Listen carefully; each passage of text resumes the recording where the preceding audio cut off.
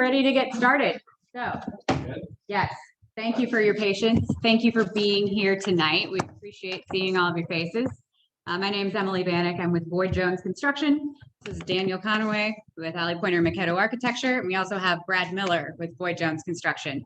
So we'll just go through a few points tonight. We've got a lot of information to cover. So what I'm hoping is that we can kind of follow the agenda, get through all of the frequently asked questions that we've been able to research from what people have asked so far. And then at the end, if you have questions, come on up, state your question so that the people on Zoom can hear you, and then we can give an answer or let you know what we need to research from there. So welcome and introductions. We'll go through kind of why we're here, what the process has been to date, how we got to the point of the CAM school board choosing to move forward with a project and a bond issue election, and then some frequently asked questions about the process and the project itself. So I mentioned I'm with Boyd Jones. We are the construction management partner for the CAM school district. Alley Pointer Maquetto Architecture is the architect partner. So they're on the design side, we're on the building side. ETI is an architecture part or an engineering partner that does MEP, mechanical, electrical, plumbing, and technology engineering. They've been part of the process so far as well. PFM is your financial advisor. So you have a professional there who has helped determine what your bonding capacity is, what the tax impact will be, and we'll go through all that data that she has prepared. And then, of course, the final member of the team is the school board and the community here in the CAM district. So that's why we're happy you're here. All right, what is this bond issue? What is the election that's happening on November 2nd? Along with some other ballot issues, you will see two questions on the ballot related to the bond issue for the CAM school district. This is from the sample ballot, which is available on the county auditor's page. The first one is the question asking whether the board of directors of the CAM community school district should be authorized to contract indebtedness through general obligation bonds up to $30,500,000. So that's basically asking your permission to sell bonds up to $30,500,000 to go through all of these improvements to the school campuses in Messina and Anita. The second question that will be on your ballot is about the amount of tax impact. So in order to exceed a $2.70 increase to your taxes, to your tax levy, and go up to $4.05, you also have to say yes to that. So it's a two-part question on the ballot. You would have to say yes to both in order for this project to move forward. So tonight, we're going to be sharing a lot of facts about the process and the project. We'll try to share as much as we can about where to find information. We've got websites, we've got a lot of experts who can answer questions. We've got superintendent here tonight, we've got school board members. So we'll give you an opportunity to ask questions and discuss your concerns about the project. We hope that you could hold those questions until the end so we can just get through the content first and then come on up, ask your questions, and the correct person will answer them. The meeting is being recorded via Zoom. So if you do have a question or comment, we'd ask that you come up. There's a microphone up here. Hopefully it will alleviate any issues with the Zoom attendees being able to hear. So a review of the process we've gone through to get to this point. This started out with some goal setting with the board. These were the goals that were identified among community members, faculty and staff, board members. The top 5 goals were the security and safety of students, providing environments that improve the educational experience for students and staff, maximize the existing square footage and space, enhance community pride in the school district, and move forward with a community-based solution. So one that the majority of the community could support. And the process that Derek used, so if you guys came to any of the community meetings that were hosted by the group, Derek went through this process at each meeting. Where are we now? Where do we want to be? And how do we get there? 3-step process. It really does break down into those 3 steps. Where are we now is about the current condition of your buildings. What do you currently have? What is the state of those buildings? What are the deferred maintenance issues? What are the repairs that need to be made? Where do we want to be? Is that vision for the future? Do we want to repair what we have? Do we want to enhance what we have? Do we want to build more than we have? And what does that look like? And now we're in this phase of how do we get there? So how do we pay for that if we want to move forward with the project? The community engagement process. There were 5 community engagement meetings that happened, and we worked through these 8 steps. So assessing the current deficiencies and needs. The engineering and architecture team walked through all of the current facilities. They documented the condition of the facilities, reviewed as-built plans and drawings, did 3D scans, recorded as much information as possible through photographic images, assessments, and they scored all of the buildings and the athletic facilities on a scale of 1 to 10, which we'll go through here shortly. Comparable information was provided from other school buildings, operational deficiencies, code compliance issues, those were evaluated. There were surveys. After each community meeting, a survey was provided that was left open for about 2 weeks, and people were invited to share their input through those surveys. There were different options and scenarios created based on that survey data and focus group data that was brought back in.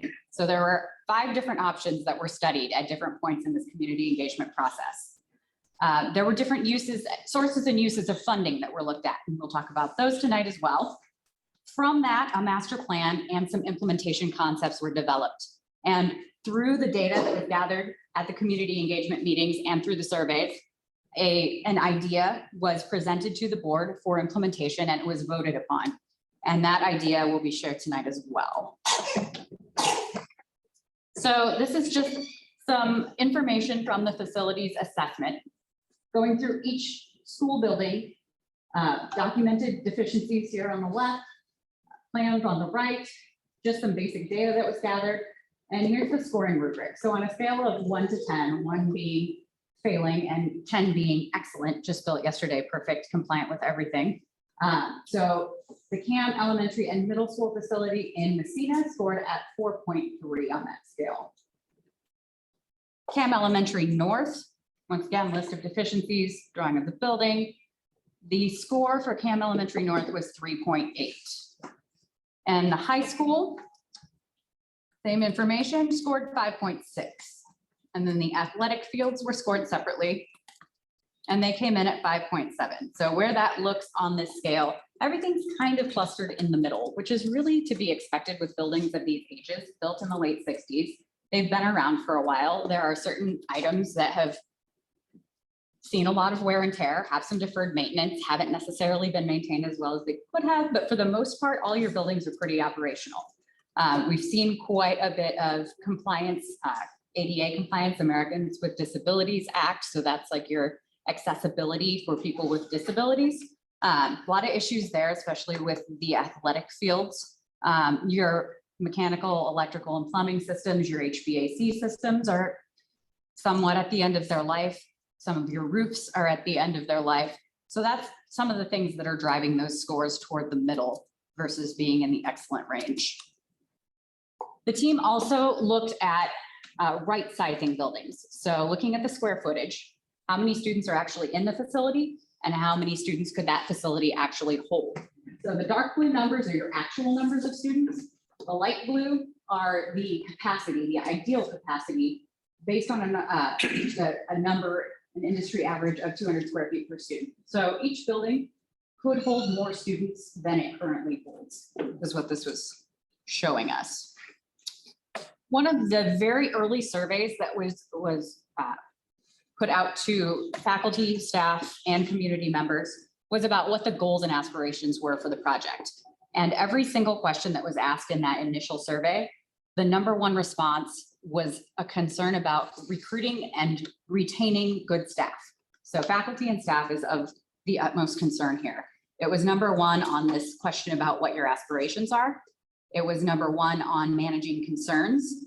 And then the other aspirations and concerns that really kind of bubbled up to the top were providing a high quality education and maintaining a small rural school feel, and updating current buildings and preparing for future growth. So CAM has experienced growth over the last 10 years. Not every school district in CAM size has experienced that same level of growth. So there is a concern with being prepared for additional growth in the future. All right, so after the survey data, we're going to get into some of the funding sources and uses. Any questions so far? Anything not making sense? Okay. Iowa Public School Fund page. So this lovely chart, I know it's really tiny. You can send it out if anybody wants to really study it. It'll also be on the website afterwards. That's right. It will be on the website. Everything in red at the top is a source of revenue, a type of tax. And all of these types of taxes do feed into public school budgets. So sales tax, federal funding, state aid, property taxes, that's the one everybody is concerned with, and income surtax, all contribute to funding for your schools. The general fund, so everything in green is a fund that is set up within the school budget by the state legislature. So all of these funds are specified. Every school district has to do this the same. You have a fund and you have specified uses for that fund. So general fund is basically your operating fund. That's where you pay your teachers, you pay your electric bills, you keep the lights on. That is your operating expenses. So your general fund is really important when we're talking about recruiting and retaining excellent staff. That's how you can potentially offer more compensation for teachers, faculty, staff. Then just a couple of other funds to point out, the ones that can actually be used on building projects. So SAVE is the state penny sales tax. You might have heard it referred to as silo in the past. There's a 1 cent sales tax that is pooled at the state level and distributed based on enrollment. That can be used for facility improvements. And then PEPL. So there's two types of PEPL, which is your physical, plant, and equipment levy. One can be voted at the board's discretion, and that can be up to 33 cents per $1,000 evaluation. And your board has chosen to levy that PEPL. There's also a voted PEPL, and your district has that voted PEPL as well. That goes up to $1.34 per $1,000 evaluation. Those can be used on facility and infrastructure improvements. So a few quick facts about your particular budget here at CAM. Your certified enrollment numbers. We have 2019 and 2020 up here. And Paul, where are we at for 2021? Where are we at for certified enrollment 2021? We are going to be down 24. Okay, so in the 470 range. Okay. State revenue per pupil, $7,247 per pupil. Your general fund revenues are up there. An important number to look at is the 77.5%. So your salaries and benefits that you're paying to faculty and staff in the district are 77.5% of your total general fund expenditures. That's actually kind of low compared with other districts from what I understand, right, Paul? Typically it's 80%. Yep. So once again, points to recruitment and retention of excellent faculty. You need to get that number up a little bit. So how do you do that? You need to reduce operating and maintenance expenses that come out of the general fund. And that's why we're here talking about doing projects. All right, current outstanding debt and leases. So the bus lease, that has matured, right? You guys are looking at other bus lease options? Yes, it'll be coming off. We will look at a more complete fleet lease. Okay. And then the copier lease. So those are the only two leases that you're looking at right now. Future needs, I'm going to have to renew computer leases and technology agreements, going to have to review or renew the bus lease. And then obviously there are some facilities needs that need to be dealt with. So SAVE, this is that penny statewide sales tax, secure and advanced vision for education. This penny sales tax has been put into place through 2050. The state legislature has approved it through 2050. These funds will be available. So that actually outlives the life of any bond issue that would be levied here, because there's a limit of 20 years on a bond term. So you know you will have the SAVE revenue at least during the term of the bond. So statewide average revenue per pupil from SAVE is $1,019. So at CAM, if you were using the 2020-21 enrollment, that's bringing in about $500,000 a year to your district.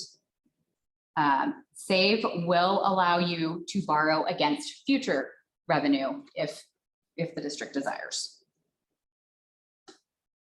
PEPL, with your taxable valuation in 2020-2021, you are looking at bringing in about $798,000 into that PEPL fund.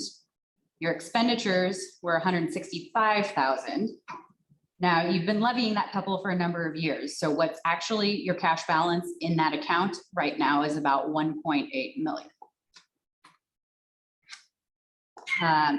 Geo bonds, another source of funding for these potential construction projects. So this is paid by a debt service levy. They have to go out for a vote of the people, and 60%, so a super majority, have to vote yes. And in this case, in your case, on 2 questions, you have to have 60% super majority in order for the voters to approve this bond issue. A maximum term of 20 years. So you can't take out geo bonds for more than 20 years. There is a cap at $2.70 per $1,000 of valuation. You can exceed that cap if the voters approve it. That's why the second question on the ballot, to exceed the $2.70 and go up to a maximum of $4.05. That doesn't mean it will go all the way up to $4.05. But even if you wanted to levy $2.75, you still have to vote yes on that second question. So that second question is required by law anytime you want to exceed $2.70. You do not have to go to the 405 max. Let's see. Debt limit. So there is a legal debt limit calculated for your district. That debt limit is $31,378,000 right now, based on your 2021-22 numbers. Geo bonds can be paid early. So if you were to move forward with this project and your valuations were to increase and you were to bring in more revenue to your PEPAL, or you were to have more students and bring in more save revenue, you could use those revenues to pay down the bonds sooner. So you do not have to let it mature to 20 years. Usually there's a call date, 8 to 10 years into the bond service, where you can actually pay those off early. So you don't have to go 20 years. You don't have to go all the way to the 405. You can use other funding sources to buy those bonds down. And the school board makes those decisions as they establish each year. All right. So with the 2 different levels of debt service levy, the $2.70, you can get up to about $20 million worth of funding for a project. With the 405, you can get closer to 30. So that's why we're at the $30.5 million limit with the 405 question on the ballot. All right. Tax impact by property class. So we've got 3 major categories of property class in here that I'm guessing everybody is probably most concerned about. Residential is one of them. So if you have a house in town, your residential. Ag land and buildings, which is 37% of the tax revenue that's coming in. And then industrial is 40%. Industrial includes your wind turbines. So that's what that 40% is. Tax impact by valuation class. So these are all numbers that are based on some averages. The residential is in green. So these are just some sample property valuations. So if you were to go out on the county assessor's website and look up the assessed value of your property, and it matched up with one of these numbers, then your tax impact based on a $20 million bond or a $30 million bond is shown in the chart here. Same with commercial industrial property and ag land. Now, the tax levy is not applied to 100% of the assessed value of your property. There's a thing called a rollback. So for residential properties, you take that assessed value times 56%, and that is what the tax levy is applied to. For agricultural property, the rollback is 84%. So take your assessed valuation, make it times your rollback, and then apply your tax levy. So we'll go through an example of that right here. So anyone who wants to actually calculate their tax impact down to the penny can do this. Take your total assessed valuation. So go out to your county assessor's website, look up your property, take your total valuation, take it times your rollback rate. I used agricultural land here because I thought maybe some people would be interested in what that is. That will give you your gross taxable value. Anybody have a military exemption? If you have a military exemption, this is where you apply it. So you deduct it from your gross taxable value. Now you have your net taxable value. That just got a yes vote for me. All right. Take that, times your consolidated levy rate. The consolidated levy rate is going to include a lot more than just the school district. So there are a ton of entities that are funded by property taxes. They include your county, your community college, even paying the county assessor comes out of your taxes. So there are a bunch of entities that all smush their levy rates together. It could include a city or a township if you're in one of those. That consolidated levy rate will get you your gross taxes in dollars. So say you have $100,000 worth of property, your levy rate is 20, then your gross taxes is going to be $2,000 right there. Your gross taxes, then you have some credits that can be applied. So if you get a homestead credit, ag land credit, family farm credit, or elderly disabled and low income credit, that can reduce your tax bill even further. So if you really want to go out and calculate your taxes, I'm happy to provide this to anybody and help you work through that. All right, CAM's 10-year tax rate history. So this chart kind of shows the pattern of the tax rate. This is expressed in dollars per $1,000 of assessed valuation. So you can see it's fluctuated from a high of $12.67 in 2012. Had a couple of points in 2014, 2016, and we're now sitting at $10.50. How does that compare to your peer districts? As you can see, among a lot of Southwest Iowa districts, pretty close to the bottom. You're pretty low compared to others. So you've got some of the higher districts, East Union, New London in the $16 range, Ham's down in the $10 range, got a Dare Casey in $9.94 at the lowest kind of in the area. So once we went through all these financial facts, we had a meeting with the community, we kind of came up with some closing thoughts. So I think the district is being very transparent and proactive with sharing all of this information and trying to create a plan that is proactive rather than reactive. Their number one priority is going to be protecting that general fund and providing that opportunity to recruit and retain excellent staff.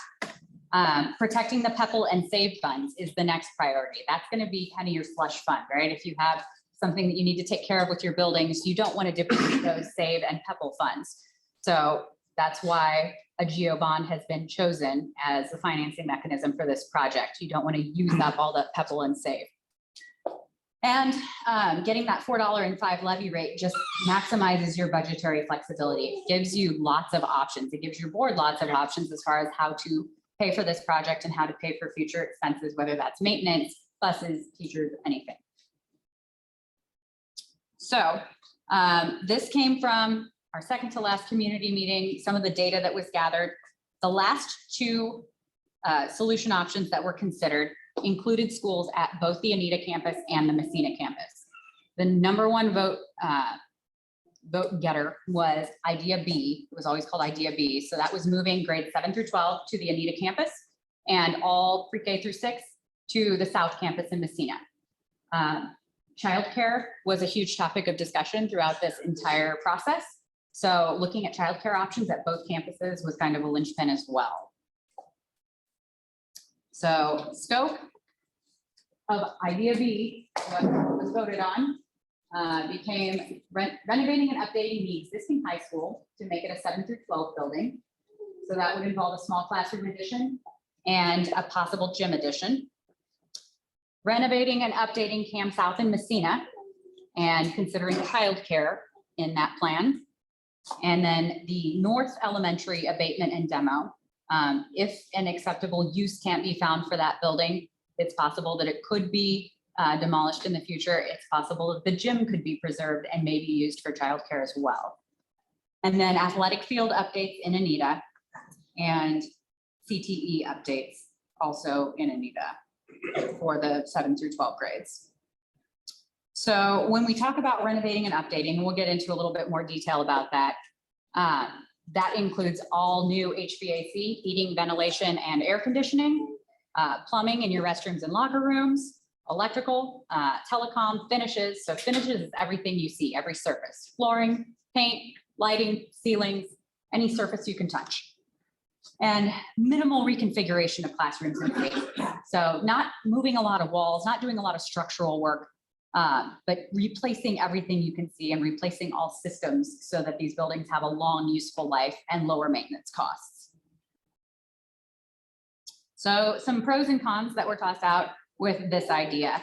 One of the pros, using the existing schools in both towns. It came out very early in this community surveying process that we would need to maintain buildings in both Messina and Anita for this to be a successful project. So using those existing buildings was important. Renovating and modernizing both buildings. So minimizing maintenance cost is going to require replacement and repair of the existing systems. That needs to be included. The idea of renovating to make it feel like CAM, one unified school district, getting rid of any old colors, any old mascots, anything that represented separate districts, and creating unity through this process. Better utilization of the existing square footage. You have plenty of square feet right now. It's just a matter of how to use it with current educational processes and making sure that the teachers and the faculty and staff can use the space for the current educational use. Elementary teachers really liked the idea of all being together. They thought that there were some synergies from all being in one building, being able to balance class sizes.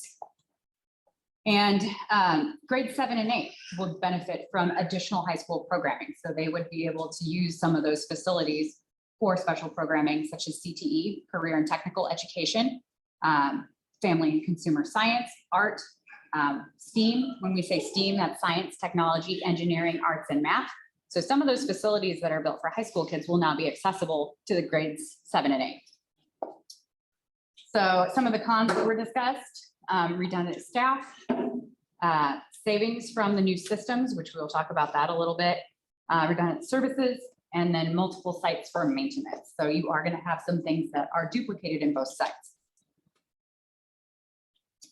This was an assessment that was done by some of the faculty members about the pros and cons. That's where we got a lot of the information on the previous slide. So this is in here for you guys to review and see what the faculty and staff actually wrote. Idea B. So what does this actually look like? Here's your Anita campus. So what we're looking at is the existing high school building in blue would be significantly renovated. Potential additions would be in yellow. So CTE, career and technical ed, gym, some classroom space. And then you're looking at the North Elementary up there that would potentially be demolished if an alternative use could not be found for the building, and potential childcare use at the gym. Here you're looking at Messina, so significant renovation in the existing building, not looking at an addition in the Messina campus, but looking at allocating space to childcare within the existing square footage. So August 13th, there was a facilities committee meeting discussion, some focus group discussions. Their discussion led to a recommendation that was brought to the school board on August 17th. The school board voted 4-1 to proceed with idea B. And now we have a ton of frequently asked questions that have come up throughout the process. So we're going to run through these things and then we're going to give you guys a shot at asking questions. So any at this point in time. Yeah, they got that broken down for each school building and each, what it costs is for each building The budget, and the athletic department. yes, that is in the FAQs. So we have a little breakdown in here we will share. I'm just gonna state I wish we would have had something in the paper to see you. I can't see that. Okay, and we will give $1 you, million deal. We could have had some papers out here. I'll pull it up on my computer, come show you. thanks, Shelby. It was. I'll pull it up and it comes to bite. All right, so where can I find more information and see the community engagement process? This is the CAM school district website. Over on the right, if you go to the drop-down menu, there is a link that says facilities study. If you click on that link, it will take you to the website that I think Chelsea has on her computer. There's also this link in this presentation, which you can click to go straight to the website. All right, what is the bond issue? So this is the question that is being asked. should the school board be authorized to issue general obligation bonds in the amount of $30,500,000 to basically execute idea B that we just talked about. Why is there a call for a bond issue? So the facilities evaluation was completed in 2019. All of the information that you saw up on your screen, along with more detailed information on repair and maintenance costs over the next 5, 10, 15, 20 years. That information was taken to the school board and facilities committee. And obviously there were community engagement meetings held as well. There was data gathered. And after that entire process took place, the facilities committee recommended to the school board to proceed with this idea.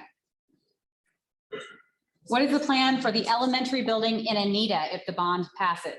So the board is planning to explore options for reuse of that elementary building. And if a compatible use cannot be found, there are plans to demolish the building while keeping the gym and repurposing that.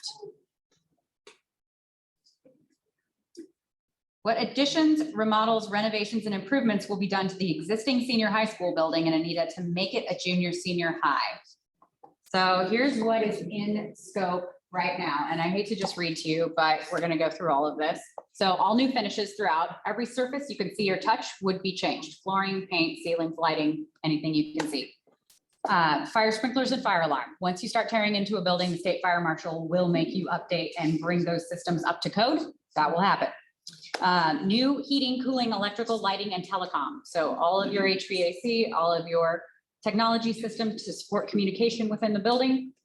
Restrooms and locker room renovations, ADA compliance. So Americans with Disabilities Act, again, that's going to be for your kids with disabilities. And it's not just physical disabilities, it can be hearing and sight impaired as well. New secure entrances. So making sure that nobody can get into your building unless they are supposed to, and that staff can actually buzz them in rather than them just gaining entry to your building. Renovated office and administration spaces, expanded kitchen, cafeteria, and common spaces. ADA access, improved circulation, and life safety egress throughout. New and renovated classrooms, labs, teaching and collaboration spaces. Some of these special spaces for things like family and consumer science, fine and performing arts, digital media, and STEAM labs. Once again, that's science, technology, engineering, arts, and math. And site improvements, which includes parking, transportation, and site access. And options. So the way that the budget breaks down, and you'll see this in a couple of slides, there are several options that will be evaluated as potential alternates. So we want to include a new gymnasium and activity spaces. We want to include athletic field improvements. And the district also wants new or renovated career and technical education spaces. All of those things take you a little bit past that budget number of $30,500,000. So the way that the plans will be developed is that these options will be separate within the bid for construction. And if you have a great bid day, you may end up getting all of it. But there's a ton of design work to be done. We'll go through that process as well. Ton of design work to be done. If this bond passes, you'll be going through 6 to 8 months of design work, evaluating these different options, participating in focus groups, gathering data about what community preferences are, what faculty and staff preferences are, and putting that all into one plan before this ever goes out to bid. This is just in there for visual again. All right, what additions, remodels, renovations, and improvements will be done to the Messina building to make it a 2-section elementary? This is going to look really similar to what's being done at the Anita campus. So all new finishes, flooring, paint, ceilings, fire sprinklers and fire alarm. Once again, you start renovating, fire marshal will require you to bring the systems up to code. Heating, cooling, electrical, lighting, telecom, restroom renovations, ADA compliance, secure entrances, office and administration spaces. As far as student spaces, kitchen, cafeteria, commons, classrooms, labs, teaching and collaboration spaces. Art and music will be the focus as far as some of the extracurriculars there. No CTE, STEAM, all of that. That's all at the junior, senior high level. And then site improvements. So playgrounds, parking, transportation, site access, and childcare. So that's when we begin. How many solutions were considered before deciding on this one? So there were 5 total solutions presented for input at the community engagement meetings. There were initially 4, some were eliminated, and then a 5th was added for consideration later. So the process kind of evolved through the feedback that we got from the board, the facilities committee, and the community members. What is the cost of the proposed solution? The total project cost will be $30,500,000. As the design process evolves through meetings with users, focus groups, priorities, wants, and needs will be established. And at the time of bidding and construction, if you have a great bid day and you don't need to spend $30,500,000, you don't have to. But that's the total budget for the project. That's where it's limited. How is the total project cost divided between the sites in the 2 campuses? So we have a budget slide here that breaks down what's in Anita and what's in Messina. I know this is really small. Hopefully you can see it. So what's at the junior senior high in Anita, junior senior high school rehab and classroom addition is shown in that first line. And then the south building rehab is shown. So at the junior senior high, you're looking about $12,500,000 in rehab costs. At the south elementary building, you're looking at $8,400,000. So that breakdown, 44% in Anita, 28% in Messina, and then alternates at 28%. So you will get some of these alternates. You probably will not get all of the alternates. So that is part of the process that will be worked through if this bond issue passes through those focus groups and user groups to determine what portions of those alternates will be included. More budget breakdown here. So in new building versus renovation, how does it break down among the different scopes of work? This is tiny information. If you want to take a look at this, I'd be happy to go through it with you. It basically just breaks down the different trades and specialties within new construction and renovation, if you'd like that information. What is the estimated financial impact for taxpayers if the bond issue passes? So the chart we showed earlier will help you calculate your tax impact at a very general, broad level. So just look at what your assessed valuation is, apply your rollback, apply that levy, and it'll show you what the tax impact is. If you want to calculate your taxes down to the penny, we have the formulas to help you do that. Oh yeah, I think we show that in a little bit. So this is kind of the process you would go through. So example cost for a residential home in Anita. This was a house that Derek pulled off of Zillow in Anita. Yeah. That was for sale, $145,000. Let's just say $145,000 house. He went to the county assessor's page and looked up what the assessed value of that house is. Not the value on Zillow, not what it was for sale for, but what was the assessed value of that property. And he found that to be $118,900. It's a really tiny number. I can barely even read it, but assessed value was $118,000. So it was for sale for $145,000. That's not what you use for your taxes. What you do use for your taxes is from the assessor's page. Take that $118,000 and you can go out to our website that has a tax calculator on it.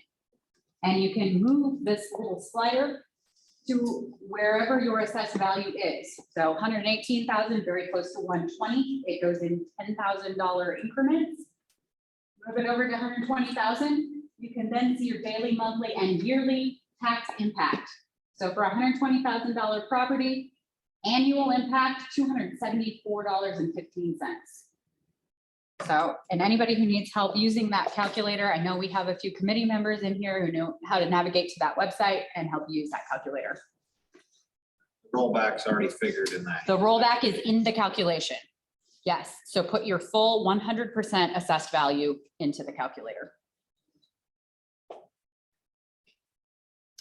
What is the difference between a bond and a levy? So a bond is basically a loan. The school district is taking out a loan to pay for the improvements to its facilities. The loan is repaid over a period of up to 20 years. A levy is the tax rate that is levied by the district in order to collect property taxes to pay back that loan. So the bond is the loan, the levy is the tax collection that is used to repay the loan. So you hear those terms thrown out quite a bit, can be confusing. What is the difference between a levy and property taxes collected? So the levy is the rate per $1,000 of taxable property value. So when we talk about the school's levy rate, net right now being $10.50 per $1,000 of taxable property value, that's your levy, the $10.50. Property taxes would be the total dollar amount determined by multiplying the levy per the $1,000. So your tax bill would be $1,000 times the 1050. How does our levy rate compare to surrounding school districts now and with the proposed project? So right now you are the green bar close to the bottom. If you took out the full $4.05, you would go up to closer to the top. So you'd be the fifth one down in this particular chart. If the full $4.05 levy impact were realized. How do we compare to surrounding school districts now with this proposed project? Let's see. This is comparing 10 years of past levy rates with Atlantic. So just looking at comparison with one neighboring district. You could do this with any neighboring district, but Atlantic would be one to compare with. If you take that comparison over the last 10 years, the CAM school district has levied $17 million less from their taxpayers over that 10-year period of time. So there have been some savings over the last few years. What are the estimated savings and benefits of the proposed solution? So we talk about transportation costs. The district is estimating at this point that transportation savings will be neutral. Do you want to talk about that at all right now, Paul? Right now, we're down to 4 bus routes. We don't see us being able to cut a bus route no matter what, I'll say, building configuration. Okay. We talk about staffing savings. So some potential staffing savings that have been identified would be an administrator, a secretary, a custodian, 1.5 teachers, 2 cooks. The total annual savings from those particular positions is $311,145.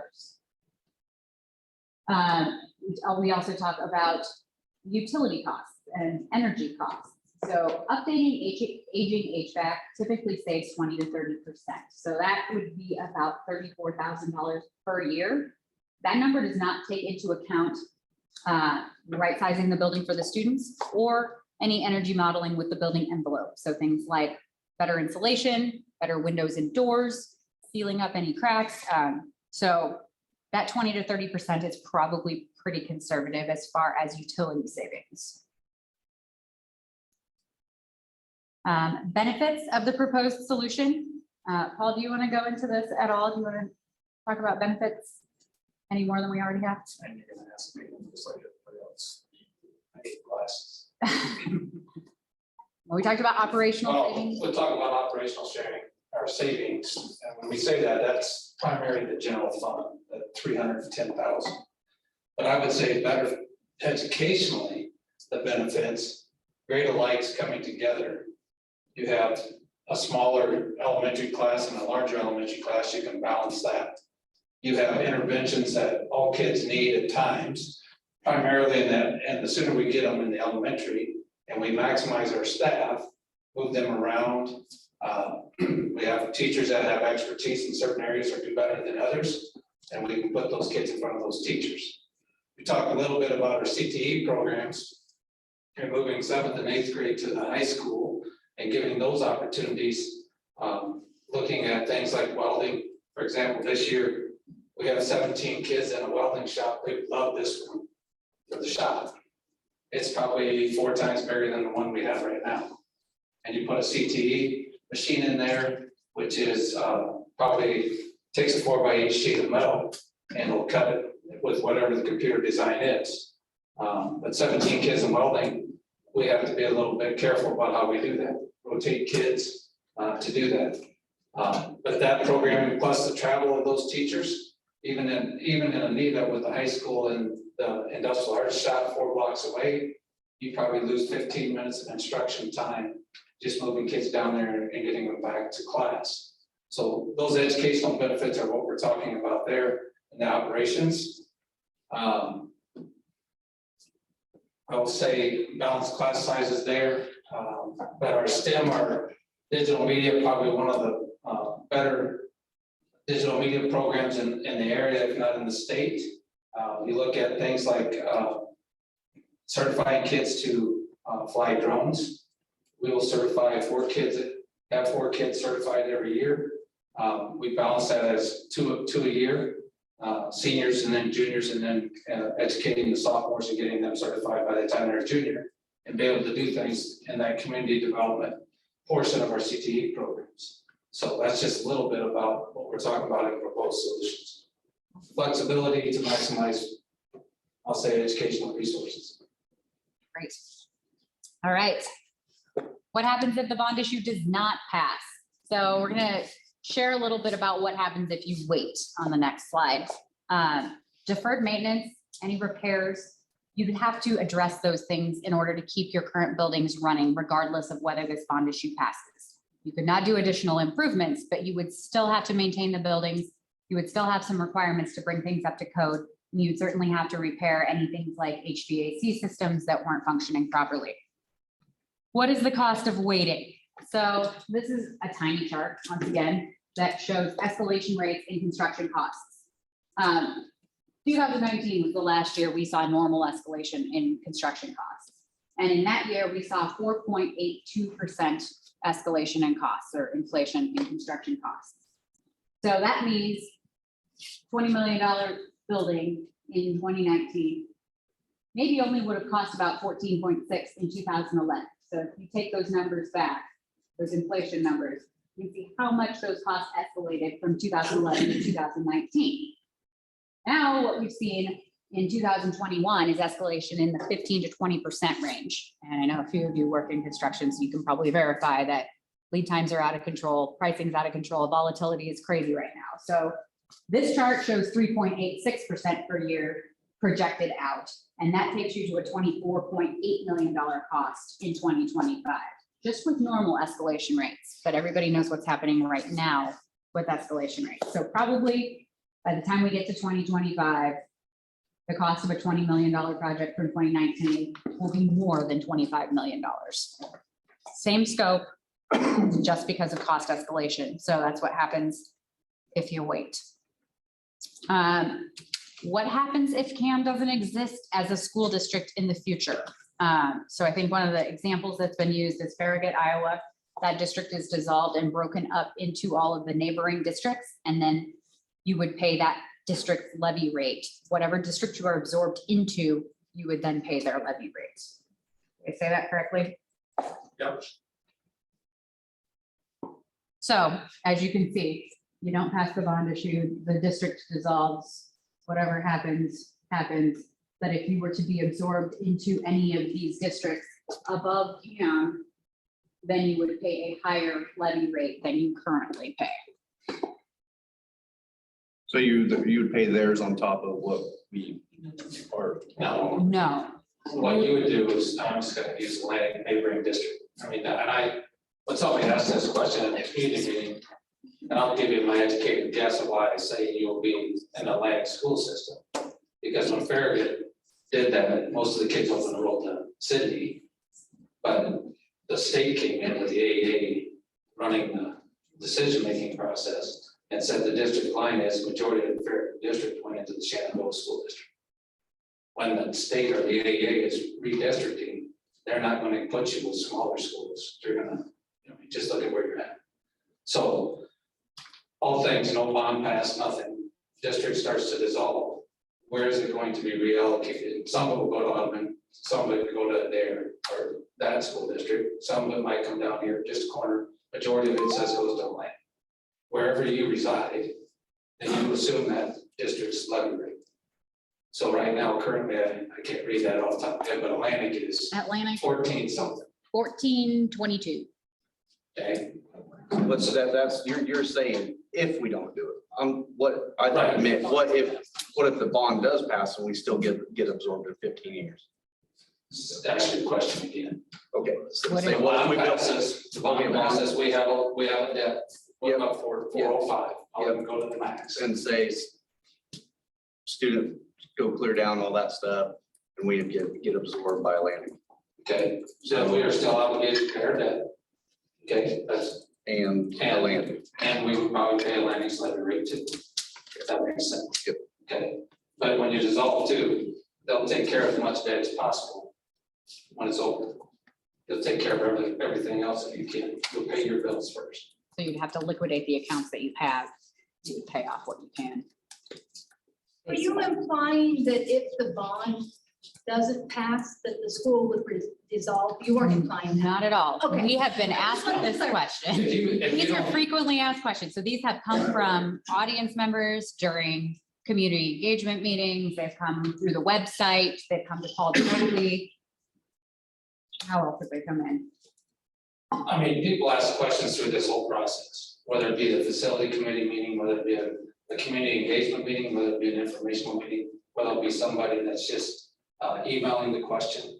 You know, like one time I got 11 questions in an email that they wanted answers to. So it takes a little while to get those answered, but that's what we're doing. Okay, you're gonna get some hypotheticals and you're gonna get some educated, you know, like when I gave you, if a district would dissolve, if the Camp School District dissolved, I'm giving you an educated through, I mean, another simple example from somebody else. It doesn't happen very often, but, you know, when it does, that's where districts and states they're looking at things a little bit different. Okay, So in this bond deal, we got 20 years to pay it off. Right? yeah, right, yes, that's what it's obligated to be paid off. So a 10-year period, all of a sudden, Camp is no longer ever dispersed all that. So we still got 10 years left to pay on that bond, right?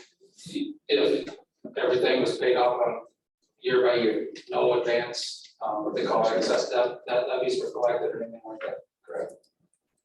Yes. My next question is, do you think that's going to be in 20 years? Do I think this school's gonna be here in 20 years? You want my educated guess? I can't guarantee it, but I'd say yes. We're gonna have kids put in there. What's that? We're gonna have that many kids put in there. We'll have kids to educate in this district in 20 years. Okay, can I tell you how many? My biggest fear, people buy a new car, not have a driver there in 10 years. Correct.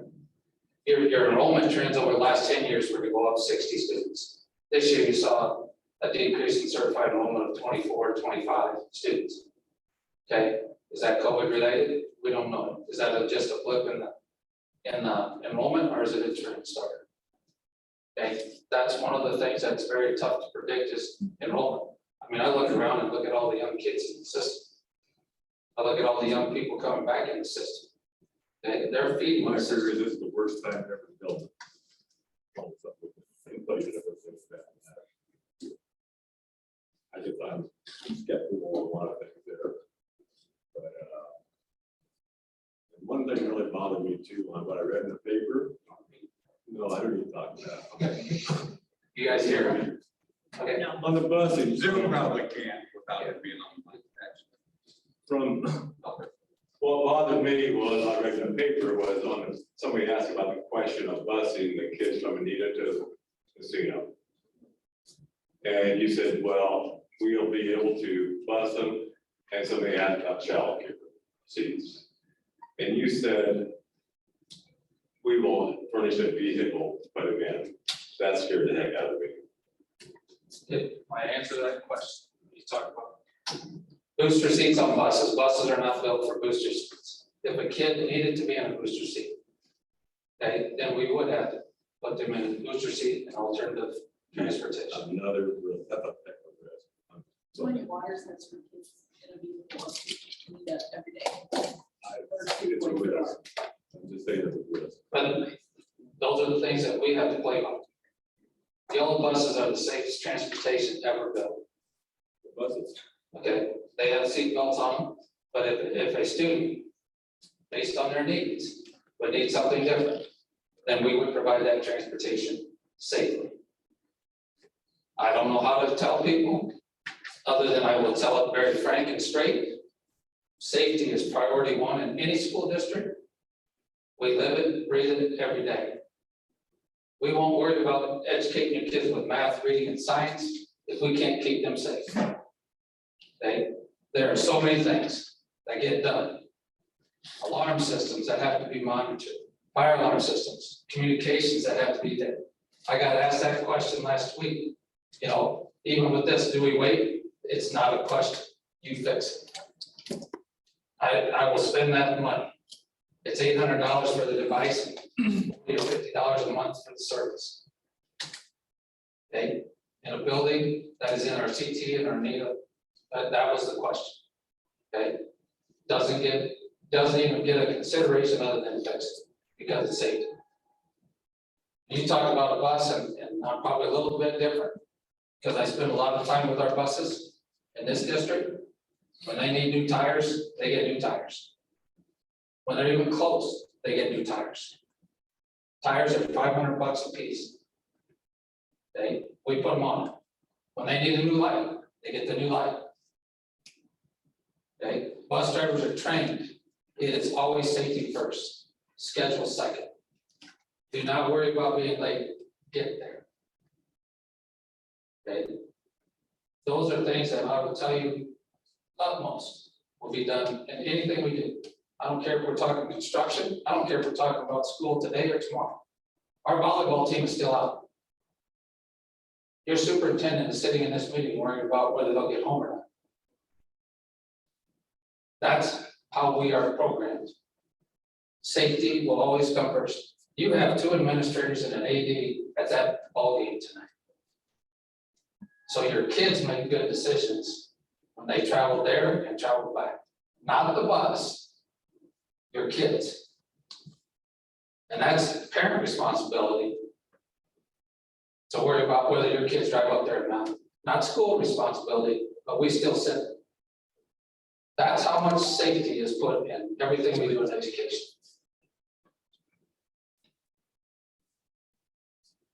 Maybe I just lost that good for exercise.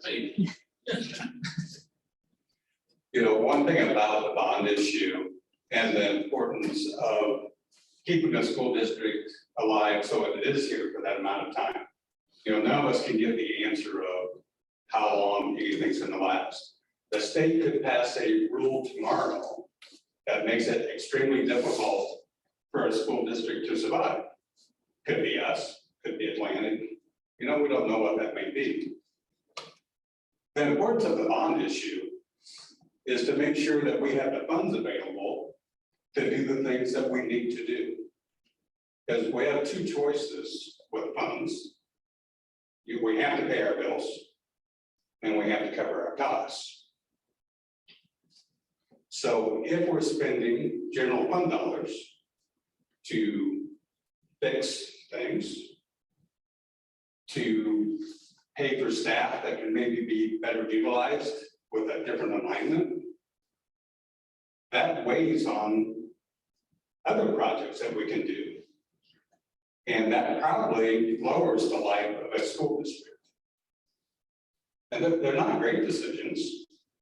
And when you're on the board or if you're a community member, the last thing you want to do is to tell somebody you have to pay something for 20 years and oh, by the way, we're not going to use that. Now, nobody wants to be in that position. Paul said he thought the school would be here for 20 years. I'm fairly confident we can make it 10 and screw it up. However, if we waste money over that 10 years, once that money's gone, we can't say, you know, education for your student is now $10,000 a year. We don't have that option. And once those dollars are used, we can't get them back. So even though you can make it the 10 years and maybe spend $300,000 that you didn't need to, at the end of the 10 years, we can't get that back. So if we start now, and not only is it going to create a savings, this can provide better education for the students, like Paul stated, by doing those alignments. improving the CTE.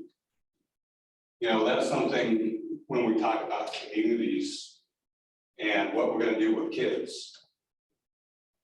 I have a son who's a finance major. Well, his job happens to be in Des Moines. There are some finance jobs in our area. Not lots. There's lots of room for good welders, for good electricians, for good carpenters. And those are really good jobs today. There's a lot of people making good money doing those things. And they're doing those things in our communities. And when they do those things in our communities, they may have a family. They may have kids in the school. They may be paying taxes to Cass County to make it better for everybody else. So that's really a win-win, not only for the district, but for the communities. No, everybody, I'm sorry. I know you the best way, so I look at you. I'm scared of everybody else in the room. But I'm an agitator. yeah. I'm a concerned citizen. That's fine. And did you raise something about that time in building is not a great time? Well, with the inflation, Yeah. nothing's great this time of year right now. Not gonna do anything. My question though too, we've got this project, yes, say we vote for, we got it. What's the time period of getting this thing all completed? We got About 2 years, 2 years. about 2 years, yeah. Once you start it, We're going to pay. you're gonna build it. They do what they call summer slams, do a major while school's going on, construction slows down. You're gonna try to get it in. If I remember, somebody will tell me if I'm wrong in this, but and there's a slide on it, I think it's 2024 when it should be. Yeah, I think it's on one of these. It was Yeah. August of 2024 is estimated. I make start date. contact every contact before we look at these Start of contracts. school. All right, so, She's well, got this. yeah, a little bit on that. So we are the construction manager as advisor for this district. Nothing has been bid out. There have been no trade contractors contacted at all. So we need to go through about 6 to 8 months of design. We'll go through the details of what that design process entails. The school board will have to approve 3 different phases of design documents before construction drawings are created. During that time, there will be about 3 to 4 months of outreach to local trade contractors. We will invite people in to learn about the scope of the project, what the bidding process looks like, how to submit their bids, even how to do a takeoff. We will walk through everybody's takeoff with them if we need to. Everybody will have 3 to 4 months notice before bid day even happens. Bid day would be probably in the fall of 2022, most likely. There might be a couple of early bid packages, but the majority of the work would then start in the spring of 2023 after winter conditions have stopped. But we don't know what's going to cost us. We know it's gonna cost $30,500,000. That's No, we why got the 30 scope needs We to got be. $30 million to spend, we don't know what's going to cost. And that's correct. And one thing about the vote on November 2nd, that's not the end of the process. That's actually the start of the process. The options that we're explaining, that there will be more community meetings than anybody wants to go to between now and the time bids are let.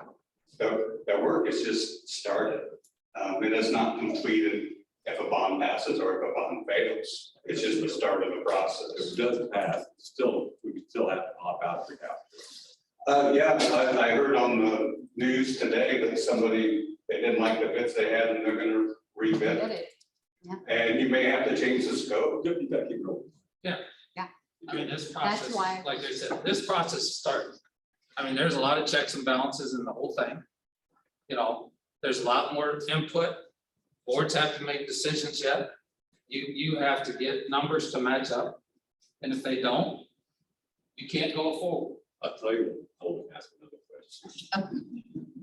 Promise. He's crossing the toes. I got one.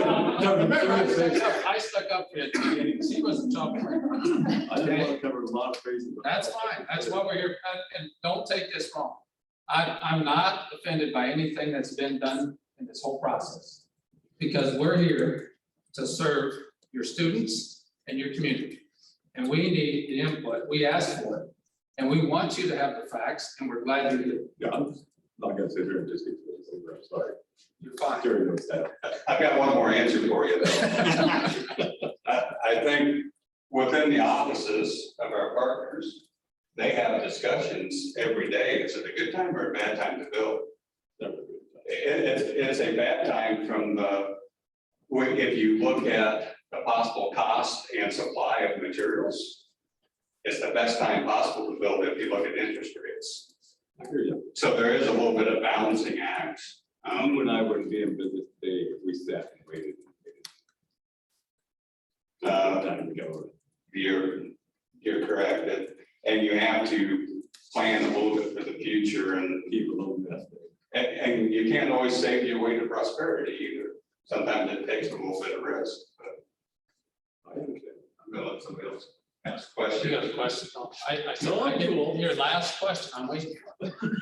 I'll put you on the microphone too when you go. Okay, go ahead, Emily. One more question? Did you- Sorry, No, No, you're you don't fine. have one more? I'm just talking to everybody else that's too All right. shy. All right. We'll keep going through these then. Current enrollment, 470 for the 2021-22 school year. It is down 24 students from the previous year. However, certified enrollment did go up by 60 students over the past 10 years. So overall trend is up, 1 year is down. As Paul mentioned, we don't know if that's a trend yet. It's 1 year. How about enrollment projections for 5 or 10 years? Well, the trend that we know is that over 10 years, there was an increase of 60 students in the CAM brick and mortar portion. You guys also have Connections Academy, which has grown significantly over the last 10 years. When we did the budget, PFM used 0 increase in enrollment. So the assumption when all the planning was done was just level, kind of a plateau in enrollment. The state of Iowa does a condition of education annual report that does project out overall increase in number of students in Iowa's public schools. There have been actually 9 years of enrollment increases. It's been a very small increase in enrollment in districts of your size. So like under 2% enrollment growth in districts of your size.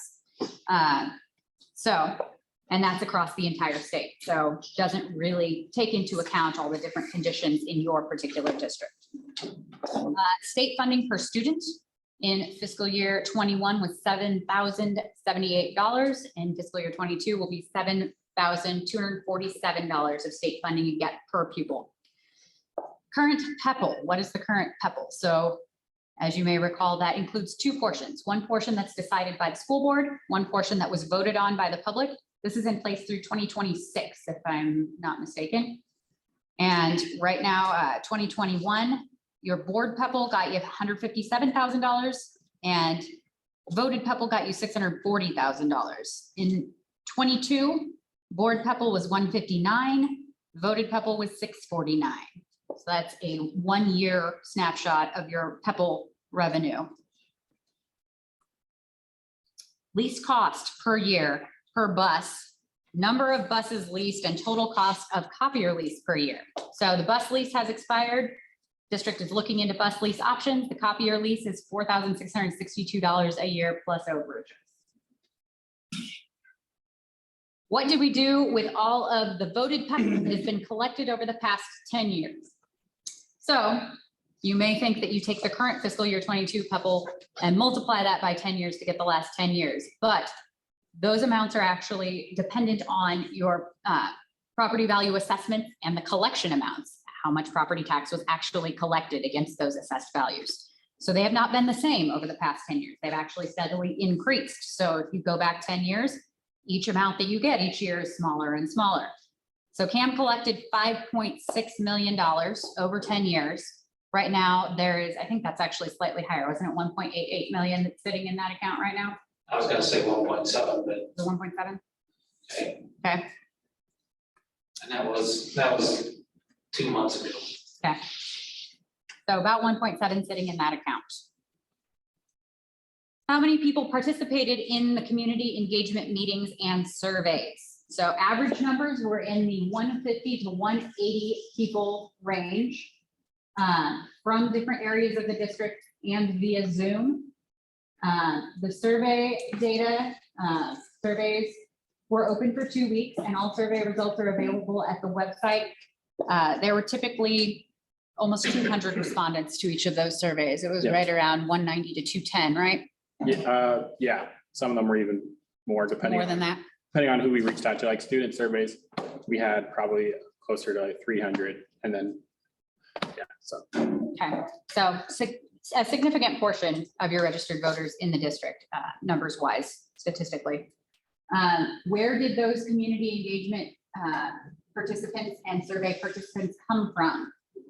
The light green color is Anita, the yellow color is Messina, the lighter of the two blues is Cumberland, the darker of the two blues is rural. So that's people self-identifying. So if they considered themselves rural and they were close to one of the towns, not sure which option they checked, whether it was Messina or rural, Anita or rural. So people just self-identified for those categories. And then the dark green slivers are from Wyota.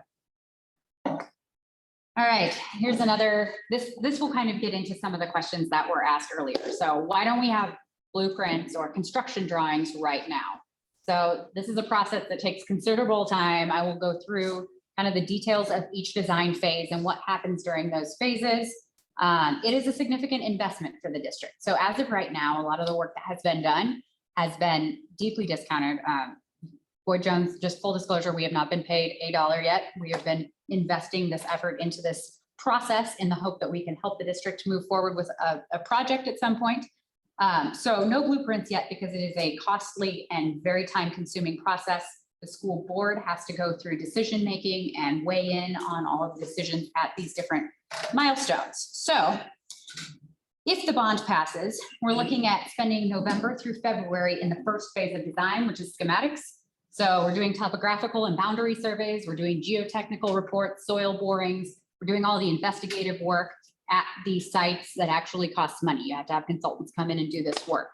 There will be end user meetings. So like Gary said, you will have lots of opportunities to give feedback. Teachers, admin, coaches, food service, maintenance, everybody will have an opportunity to talk about their needs and their wants and their priorities. There will be detailed floor plans and building elevations. So elevations are images of the exterior facade of your buildings. Those will be developed. There will be an MEP design narrative. So that's mechanical, electrical, and plumbing. Structural system consideration. So a decision will have to be made about what structural system to use. Different systems will be evaluated based on cost and availability.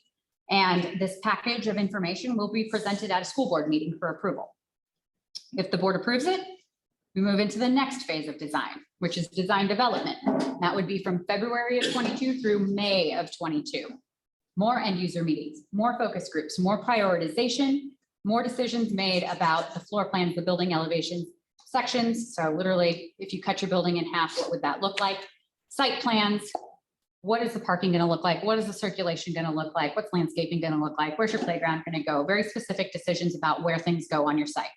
MEP details will be determined. So what types of HVAC systems will be used? Drawings of all of the systems will be developed. Structural system details will be determined. There will be discussion on finishes. So what type of flooring? What type of wall materials? What types of lighting systems do you want to use? Technology, audio, visual, down to details like your clocks, your intercoms, any kind of system that you use for communication, IP phone systems, all of those things are decided during this phase. Cost estimates are updated, and this entire package is once again brought to the school board for approval.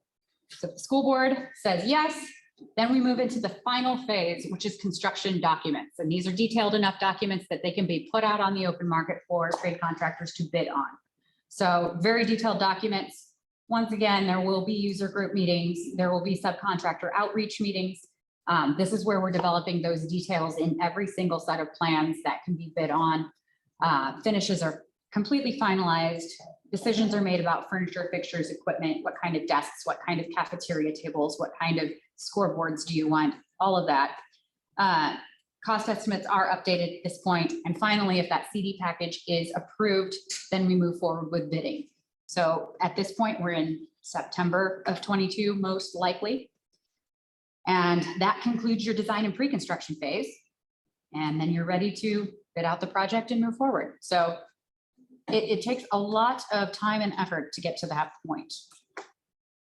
How is the facilities committee put together? So board members, as well as your superintendent, got together and brainstormed lists of people to represent the entire community. So a cross-section of parents, non-parents, business owners, people with agricultural land, people who are influential in the community, people who just had an interest in supporting the school district, whatever that interest was. We tried to get a diverse cross-section of different people that represented different geographic areas. And here's your list of facilities committee members. What would it cost to renovate Anita's elementary school? So relatively small building for that use is 32,000 square feet. Through the facilities assessment, there were estimates developed just to bring that building up to current code compliance and get it fit for use for maybe the next 10 years. And that was $6.4 million. What would a new roof cost for Anita's elementary? Currently, prices are looking like $10 to $12 a square foot. So that puts you in the $320,000 to $400,000 range. Where do my tax dollars go? So these charts show the different taxing entities within your district. They include the cities, so Anita, Messina, Cumberland and Wyoto, school districts, counties, the agricultural extension, the community college, the county assessor's offices. I think that's all the taxing entities within your district. So your taxes go to a lot of different entities, not just your school district. In fact, the dark red in this chart is actually the county. So big portion not going to your school district. The wind turbines represent 40% of taxable value. What if they go away? And we had a great call this morning with your county supervisors, and you guys are welcome to provide more detail from that meeting. But as of right now, it sounds like Mid-American is currently repowering the windmills, which means they are rebuilding them, and they have agreed to a guaranteed assessed value that will be good for the next 30 years. What, of what? Still 40% or is it lower? No, 40. So the 40% is based on the current valuation. Yes. It would not be lower than the current valuation. They would be rebuilding them and then assessing them at that point, right? But do we know what that assessed value is? Steve? A couple things about windmills that I think is sometimes misunderstood. One is the county ordinance, when we got the first group of windmills, was pretty much written along guidance given by the state legislature for 20 years.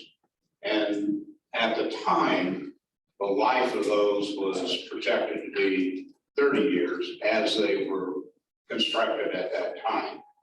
I think most of the places where they put them up, they had contracts with landowners on a 30-year basis.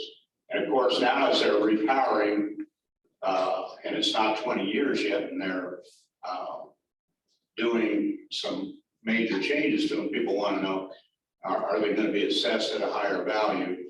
And as long as it's that original one, as long as they're doing maintenance and upgrades, the directive from the state again is you don't add the value of the new blades to the original cost value. So their value stays constant. What's going to happen is they're going to stay on the tax rolls longer because their life is going to be extended. As long as they're standing and producing electricity, they're going to be on the tax roll. So I would say those earliest ones went on in 2008. They'll probably be there in 2038 or beyond. And their value right now, the TIF period is over and it's fixed, but their taxable valuation is, and that's not going to change. The only way it would change is if they bulldoze them down.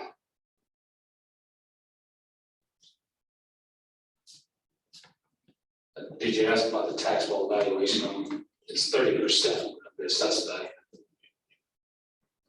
Okay. of all the windmills. points. So, and at no point, since you just said they're going out 30 years, is that correct? Altogether? So does that take that 30% out the whole time?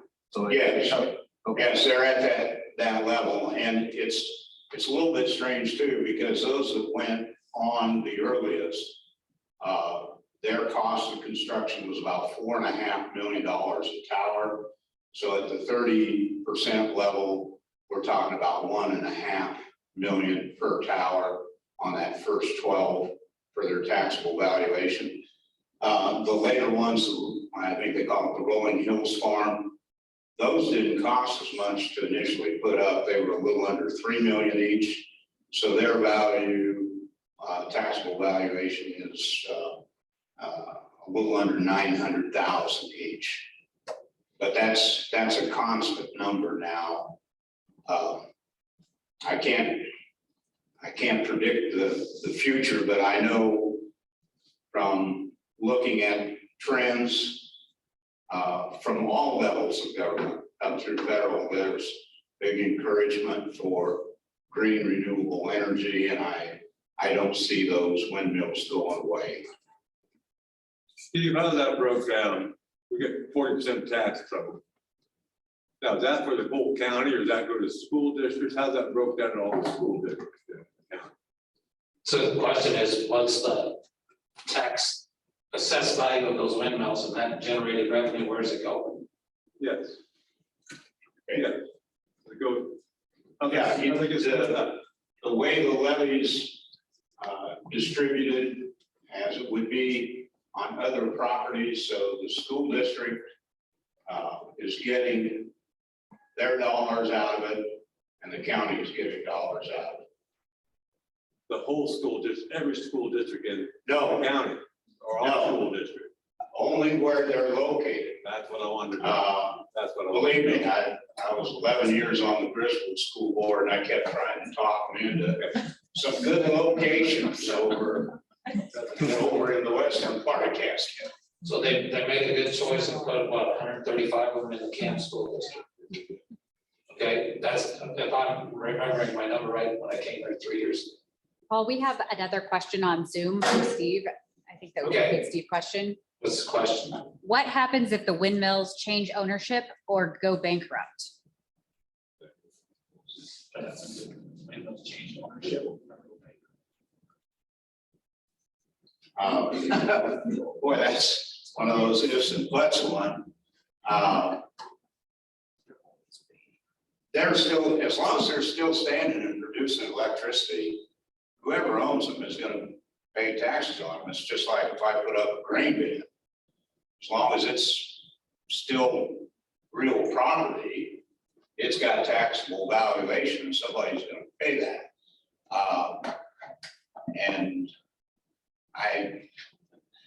we're gonna be in a real world of hurt if Mid-America Energy or whoever might take them over to go bankrupt. That's one of those ifs, you know, everybody's worry box is a certain size, and that's one of those things that doesn't even fit into my worry box. So I just don't think that's a likely. The other thing that happens with wind turbines, they're also under the jurisdiction of utilities board. So it's a little different world than if I go broke and tear my house down. There's a whole set of different rules, and I don't know what they are to how those scenarios are happening, but it's not quite as simple in that world when you're dealing with utilities.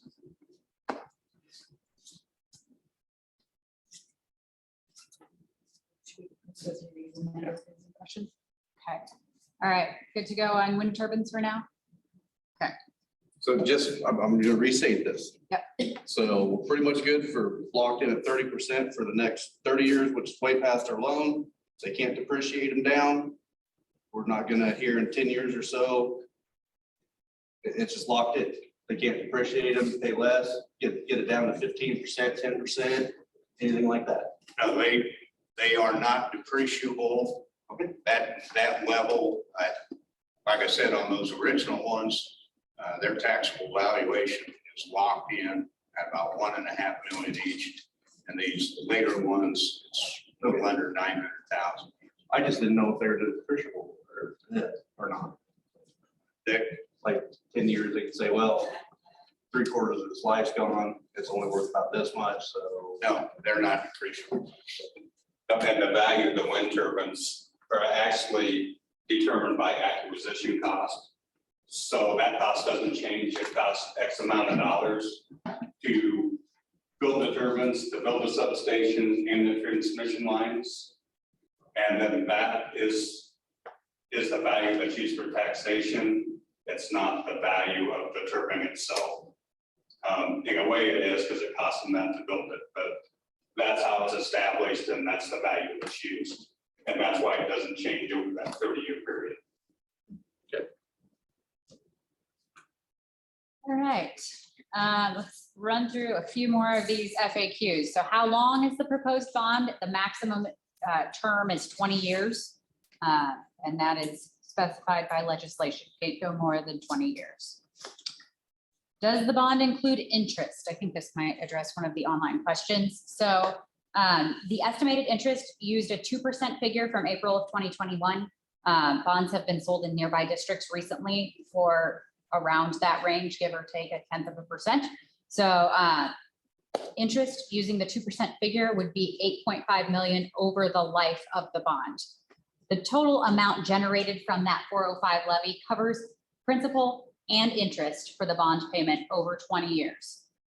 There's a bond fund established, GEO bond fund established. The school board would pay those payments and interest, principal and interest payments over 20 years from the bond fund. The 34, this is just a clarifying statement that was added in here. So the 30.5 million total project cost does include construction, legal, professional fees, design and engineering, furnishings, technology, sort of all of the soft cost associated with your project. So everything is included in that 30.5 except the interest. And the way that your bond or your ballot language is written is specified by legislation. So only the principal amount can be listed in your ballot language. That's why the 30.5 million is what is in your ballot language. It is, there's no deviating from that. We have lawyers helping us and they specify what's in there. Is that 2% locked in?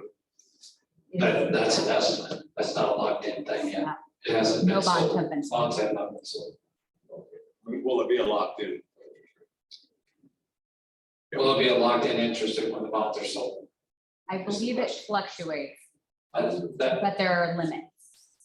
And that would be a question for Suzanne at PFM.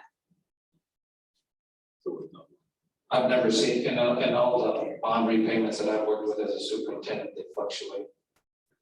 And it covers the cost. Well, it'll come back, it's all pre-scheduled.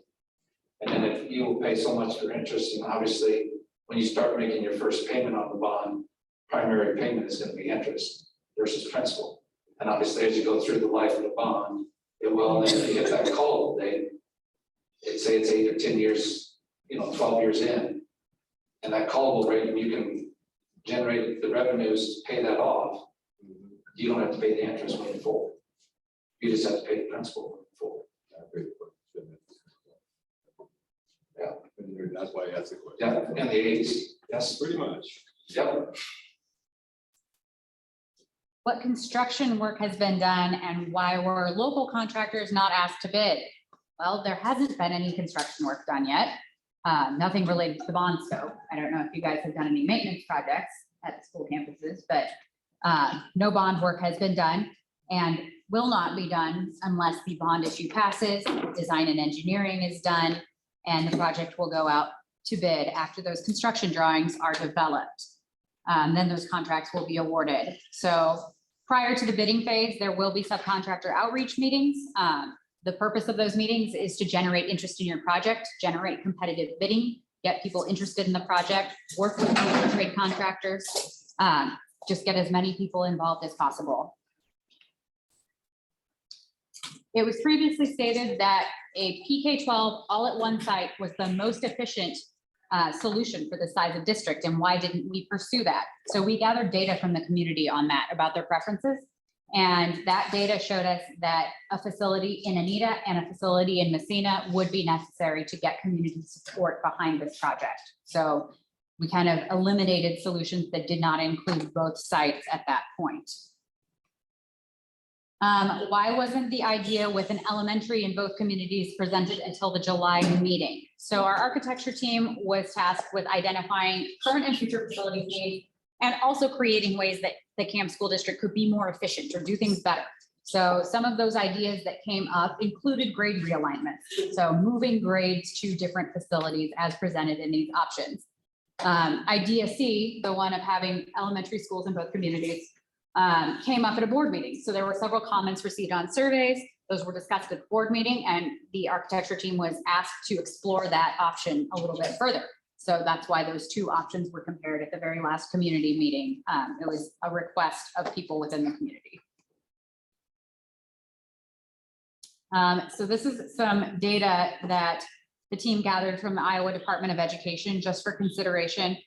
This was part of the analysis of Idea C by the whole facilities committee and the architecture team. So in the past 10 years, the number of school districts and the total number of school buildings in the state of Iowa has decreased. So number of school districts in the last 20 years has gone from 374 down to 327. So pretty significant reduction in number of districts. Total number of public school buildings has gone from 1,531 down to 1,310. So we've lost just over 200 school buildings in operation in the state of Iowa. How many districts have 500 or fewer students? About 100. And in those 100 school districts, there are 137 school buildings. So a lot of districts going to a single facility. Over the last 10 years, how many of those 100 districts gained students? So out of the 100, 30%, 30 districts gained students, and CAM was one of them. How many of those school districts with 500 or fewer students had elementary buildings in separate communities? 3 districts. So CAM, Galva Holstein, and Kingsley Pearson. How common is it that there would be separate elementary buildings offering the same program in different towns? Not very common. CAM is actually the only district that has offered that. So Galva Holstein has it divided up pre-K through 2 in Holstein, 3 through 5 in Galva. Kingsley Pearson has K4 in Kingsley and all of grade 5 in Pearson. So what you guys have is truly a unique situation. Don't we have more pressing needs such as hiring additional teachers? So Iowa law states that your general fund cannot be used to build a building, and your SAVE and PEPL and property tax levies can't be used on hiring teachers. So each fund has its own specified uses. You cannot violate those uses. It is in Iowa code, Iowa law. So SAVE, PEPL, your GO bond fund, those can be used for capital expenditures, buildings and equipment. General fund can be used to pay teachers. Emily, if I heard you correctly, you may have misspoke. Oh, did I? Sorry. You could use general fund to pay for buildings. You can use general fund for anything. However, that's not practiced because you have to use those dollars to pay your other bills. So it could be used for that. Okay. But Good you are clarity. correct, and PEPL and Silo can only Be used for capital expenditures. certain. Okay. Question. Sorry. Yes. So this passes, build new schools, all that stuff. I'm guessing there's a warranty on HVAC, all that stuff. We got warranties, blah, blah, blah. The PEPL fund, can it be used to pay back that loan also? Because I mean, that's a tax we do pay. Yeah. I mean, I understand some of it will be used. So but- SAVE and PEPL can be used to pay back. The vote of PEPL can pay back the general obligation bond. The SAVE money could be used to, the board approved PEPL cannot. The board approved PEPL is specified for facilities. Okay, so I mean, and I, yes, yes. To answer your question simply, yes. Part of our job every year is to look at budgets. And then when I talked a little bit about a callable bond, you look at what it takes to get to that point. You might use some of your PEPL and SAVE money. I don't speak for the board. I make recommendations to the board. What you really don't want to do is lock a future board in with a current board's decision either. So to answer that question, Can it happen? Yes. Will it happen? It's a consideration every year. Depending And the budget process, yeah, yes. I mean, I can tell you your tax rate's gonna go down on the simple fact that we anticipated, and I made the recommendation to the board last February to consider early retirement, thinking that we were going to move forward in this process and staff would be reduced. And we're people business, so we care about staff too. If we offered an early retirement, we'd use the management levy to do that. Well, in this environment, when it's hard to get any teachers. We're not going to ask teachers to leave if we can't replace them. So we're not going to probably use our management for early retirement in the near future. So we put 10 cents on there last year. We'll take that 10 cents off this year.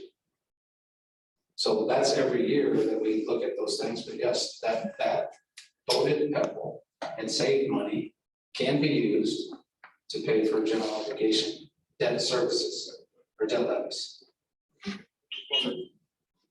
Oh, I might need to clarify something here. On the, going back to the windmills, those values that are currently locked in for 20 years are going to expire at different times. A question came in from someone, what happens when they go off this schedule? How are they assessed? And there's a process by which they're reporting to the IRS and county assessors, and they can't lie about what the value of that windmill is. And based on its production, and looking at other counties that have gone beyond the 20-year local ordinance, the values haven't dropped. Mid-America or whatever the power company is, doesn't need bad publicity trying to pull a fast financial one on a local school district. All right, why are there two questions on the ballot? So the first is to authorize the school board to take out the bonds, so take out the loan to pay for the project. The second is to exceed the $2.70 limit and go up to the 405 limit on the tax increase per $1,000 evaluation. So there's your second question. Both questions require a 60% supermajority rule. So not good enough to have 50%, got to get 60%. When is the bond issue election and how do I vote? So it is on November 2nd. This is a general election date, so you will vote at your normal polling place. If you do not know where your normal polling place is, the Secretary of State of the state of Iowa has an elections page. You can go to voter information on the Secretary of State's webpage and look up your polling place. And that will also provide information if you're not registered to vote and you need to register, you can do that online. If you need to vote absentee, you can get information about where to get your absentee ballot and how to turn it in. Anything more on how to vote? Am I missing anything there? I think you're past the date of requesting an absentee ballot. Are we, what day is it? That was Monday. Yeah. Monday was the last day to request an absentee ballot. No You more can't go absentee. to the courthouse and vote. Here we go. All right, that is it on the questions that have come in so far. So do we have any other audience questions or should we go into Zoom? So the audience first. All right, let's do audience questions.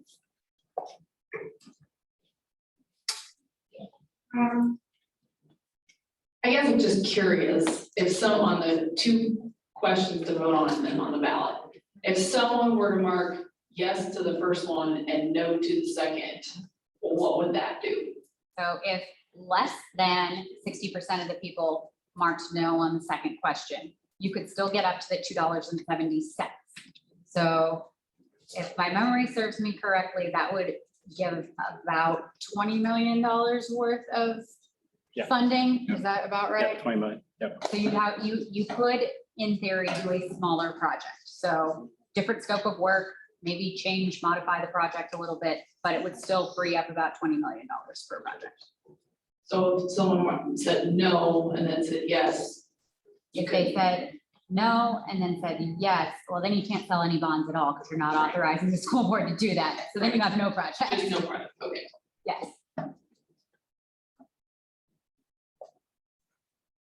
You also made a comment, last meeting that, you did not get paid yet for your services. So is this 43,000 included in this 3 million? So that would be architecture design fees so far, I'm guessing? 43,000. What is the 43,000? Is that design fees? I don't know, the last meeting, last week, you said that, your expenses were like 43,000, you haven't got paid yet. Yeah, I believe Derek mentioned that. So, Okay. so as an architecture firm, we get brought on to do a facilities assessment initially. That's like the first step. So we come in and we do a facilities assessment of all the buildings. At that point, we do walkthroughs and all that stuff, analyze it, and we present it to the school. And then at that point, we bring on a facilities committee. So yeah, I'm not 100% sure on. Well, the reference was actually, I believe, by Derek. You know, they talk about the different partners. Ford Jones has received no money for the part they've done in the project. Yeah. Through the architecture, they've done $43,000 worth of work, maybe, if that was the number, I don't remember. However, that was not the bill that the CAM schools paid. It was a deeply discounted rate. Yeah, so- Because there will be much more than, if a bond would pass, there's much more design work. And Yeah, I think I remember what Derek was saying now. how's that been paid so far? That's been, So 43,000 is an estimate as like how much work that we put into it so far. So like for us ourselves, we've done the assessments, we've done the presentations, we've done the community engagement, that kind of stuff. And then, but the school pays us a smaller fee to initiate this project. And then eventually things will roll hopefully into a. Where's the money come to pay them? Yeah, what, that money could come from general fund. General fund can be spent for anything. How it was coded, I have to go back and look. You know, one thing where we really do at these meetings, we're here to present facts, and if we don't have the fact, we will find out, and that's how those questions get put on the website. And the other thing, you don't hear us say vote yes or vote no. That's not a job. Our job is to provide information so the patrons of the districts can make their own decision with factual information. You know, everybody's in a different place and has different reasons, and that's okay. But we want to make sure people have the information they need to make an informed decision.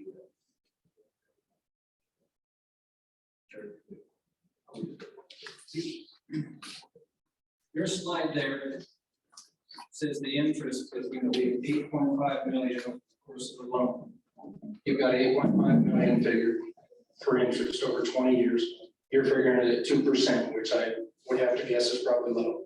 8.5 million over 20 years is 425,000 annually in interest. We're only projecting 311,000 in savings. How do we justify an additional 115,000 expense? Couple answers to that, and Suzanne's not here. That'd be questions that she would field. PFM is part of their job, and it's part of their partnership.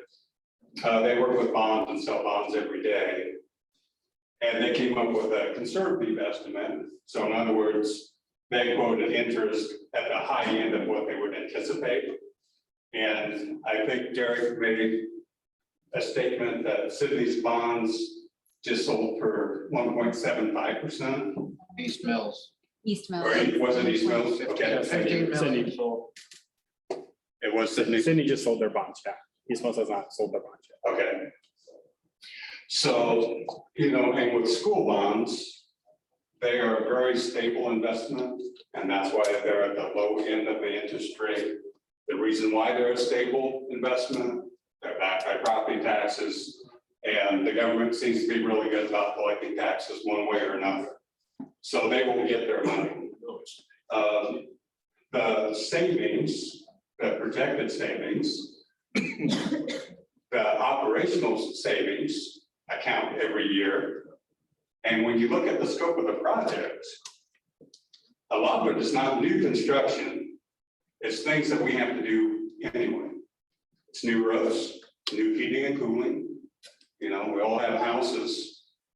Even if you don't build a new one, eventually you have to put in a new furnace. You have to repair other things. This is allowing us to do those projects at one time, the most cost-efficient way we can. There is a little bit of new construction, but it's not the major portion of the 30 million. And I know that that is being worked on to kind of show, to break that down. So you can see that, how much is our monies that are going to be spent anyway in the next 5 years or 10 years, because those things will still need fixed and addressed.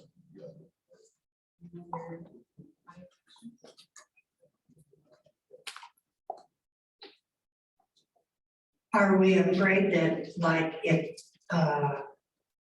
it does pass and the elementary comes down here, are we afraid that there might be some open enrollment, that we'll lose several students?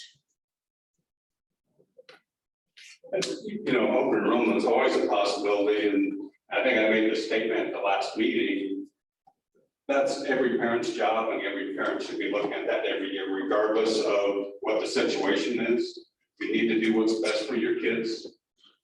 What's best for my kids may not be best for yours, and that's part of the process. I think that if you look at history and open enrollment, there could easily be some. I guess I'd be willing to predict there'll be a lot more threats than actual open enrollment. You know, the kids probably aren't threatening open enrollment. You know, kids adjust, and they're usually lots of times pretty happy, not always, but pretty happy where they're at. You know, it is a full-time job. And then also, the gym, when was the gym up to the elementary put on? And then also, why would, if the elementary is in such bad shape, why did they go to that expense of putting that on? That's actually what got us started in this process. So just as a quick, the gym was built in 2016. And I'm just gonna give a quick, kind of going back to what we were talking about, like the process of this. When we said the elementary is, the North Elementary isn't usable for this project, it's not that we don't believe that you can't have, there's students there right now. It's not that you can't have students in it currently. It's that we were brought on to analyze the facilities here and then give a recommendation on how to efficiently, how to get the schools efficient and what our recommendations were on grade realignment and all that stuff. And for us, we believe that having a school in both communities was very important in the process. And then, so if we were going to do that, having the high school and then the Messina South building were the ideal situations to house the students versus the Anita Elementary. When this process started in 2019, we had built that building onto the North Elementary. We had built an addition onto the South Elementary. Very needed facilities, urgent need. Kids at the North Elementary had no place for PE. They had no place for recess. The weather was bad. They had recess sitting in the hallway reading a book. Huge need. So we addressed it. Same thing in the South Elementary. We had a huge need for preschool. We had some other space issues, so we addressed it. As a board, we said we can't continue to do this. We have to have a plan. What's it going to look like in 5 years, 10 years, 20 years? That's what started the process. And as the process started and the buildings were evaluated, that's where we got to where we're at on the bond issue. We didn't start there, but we knew we needed a plan. I wouldn't disagree, but the one thing I will say, it kind of surprised me when we were at the multi-purpose room.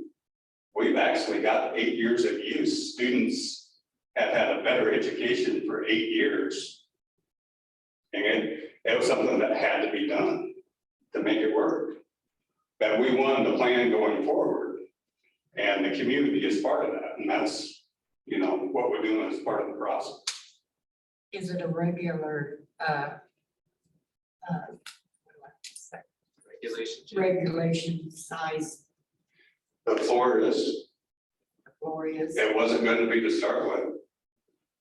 We built both those facilities using PEPAL dollars, not a bond vote. We used PEPAL dollars. It was going to be smaller. And, you know, you got a budget to work with, just like if you're building a house. And we're trying to live within that. But we thought it was important that to be regulation size, so that high school was practicing in that gym, which they do. You know, that 4/5. Would it have been nice to have been bigger? Probably. You know, and then part of the board planning process, but as I said, we didn't build that with GO general obligation bonds. We used PEPAL. That's a good use for PEPAL. But that was a board making a decision, 5 people. And we try to make the best decisions we can. This is not 5 people making a decision.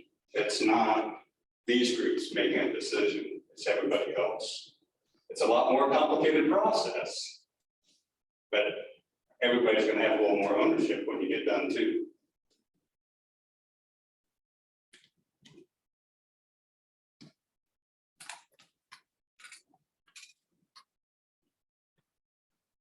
I was just reading the Zoom questions and somebody had mentioned something about, if you just added that gym on, that is staying, correct? If the North Elementary is demolished, the gym will be staying.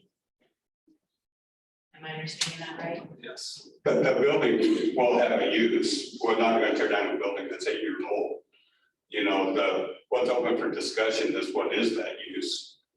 Right. Again, that's part of this whole process. You know, daycare was mentioned as a big concern.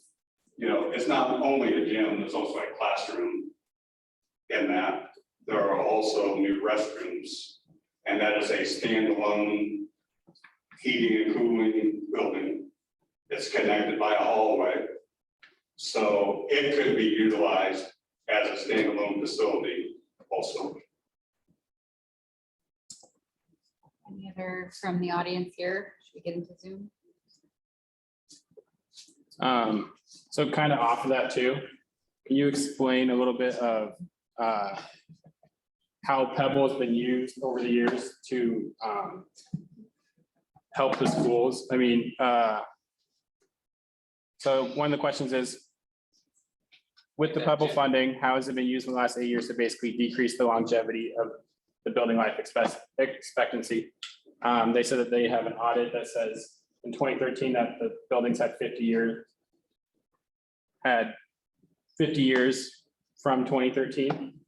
A little background on that, each of the buildings are older than 50 years. They have been renovated at times. Portions of them have. They have had additions at times. But there are portions of each building that are 50 years old and at this point need actual renovation. So I guess the question was just how has Pebble also been used to help with the buildings in the last? Well, Paul hasn't been superintendent for the whole time, so I guess I'm lucky enough. I handed this mic off at once, but I guess I have it back. Pebble expenditures over the years and in general, you know, I mentioned the 2 buildings that we constructed. Those were Pebble and SAVE or silo funds. You know, sometimes we tend to use those funds interchangeably. They can be used for a lot of the same things. The one-to-one computer program that we have with students has been funded totally by those. You know, Cam's been in a very unique situation. We've been one-to-one computers as long or longer than anybody in the state of Iowa. Pretty unique for a small district. Maybe easier for a small district to attain than it is for a larger one, because it's not only the devices, you have to be able to have bandwidth to make those devices work. That's beyond what I know, but it's harder than you think. We have used those dollars. We put a new boiler in the south building. That would have been Apple and or state dollars.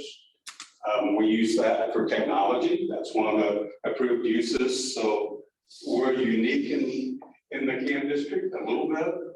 You cannot pay employee salaries for Pebble, but you can pay technology contracts out of Pebble.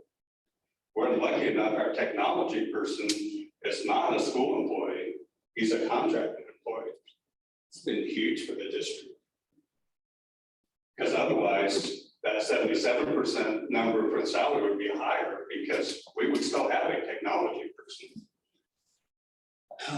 All the repairs, anything over 500. Special. Bus purchase, Bus. a Suburban car purchase, we just purchased 2 Suburbans last summer. We purchased a car and it hasn't been delivered yet. So we're still waiting for that one. Okay, those improvements. If you had a bus, it'd have to be a major $5,000 repair or more before you use it out of Pebble. So it'd be like an overhaul, a transmission wouldn't take it. Transmission replacement's about $2,000. That's an expense, but it'd be a general fund expenditure. That's why you're looking at these buses. So you get those things under warranty and keep all those things in the Pebble and safe. Okay. Those are the things.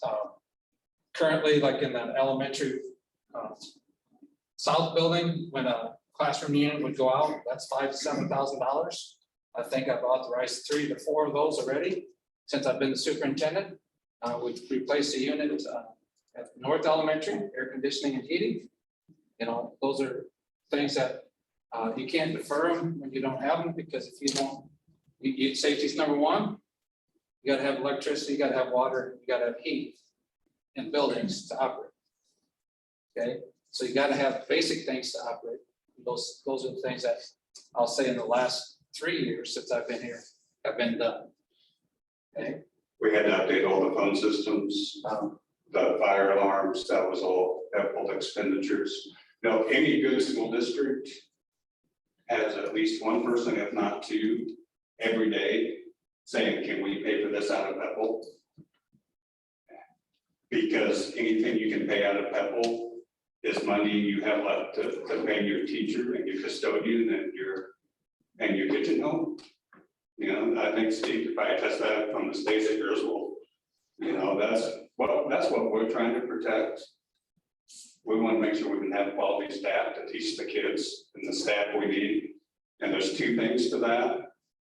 It's paying the staff that you have, and maybe you need to expand some programs.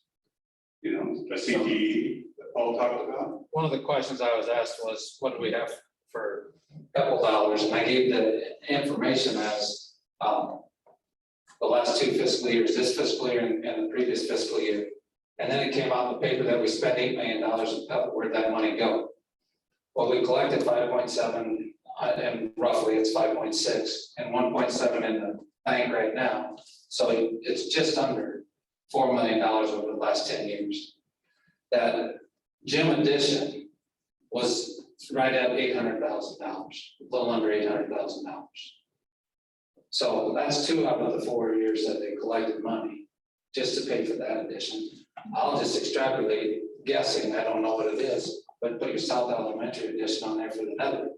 There's 2 more years, that's 4 out of the last 10 years that paid for 2 major additions. So when we talk about bonding for this, we're looking at doing major renovations and paying for them now as a complete overhaul of 2 buildings in the district and not piecemealing it together.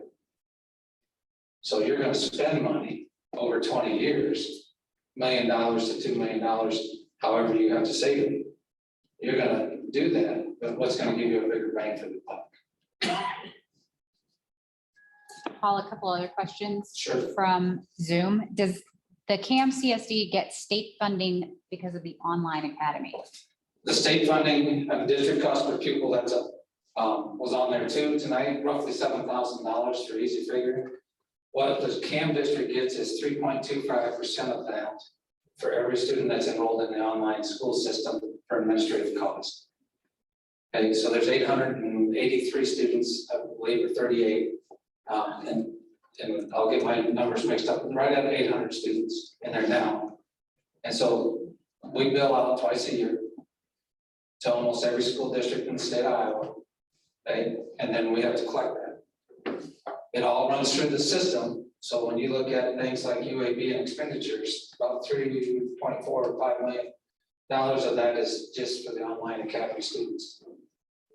But that's not, it doesn't get retained in the district, only 3.25% of that. The rest of it goes to connections like Pearson. Next one, do CAM schools have insurance on the buildings and equipment? What account does it come out of and how much will it go up if the bond issue passes? So what they're asking for there is insurance is liability, and we pay all our insurances out of the management except for health insurance. We can't, that's a general fund expenditure. Okay, so the management levy will cover liability insurance and then on all things, all property, all vehicles, okay, umbrellas, linebacker umbrellas. We set limits on those, or we discuss with insurance agents, what do we want to cover in our umbrella and how much. I couldn't tell you that off the top of my head. And if I had to project, it'll be on what we decide is replacement value after the buildings are built. And the other form of insurance we carry, and I don't know if this is what is being referred to, is we carry breakdown insurance. That is also covered through the management fund. What that would do, that's more on, I'll use the word rolling stock, things that plug in. So that's electronic things, so that probably would not change. It does not cover your heating and your air conditioning, so those values probably wouldn't change.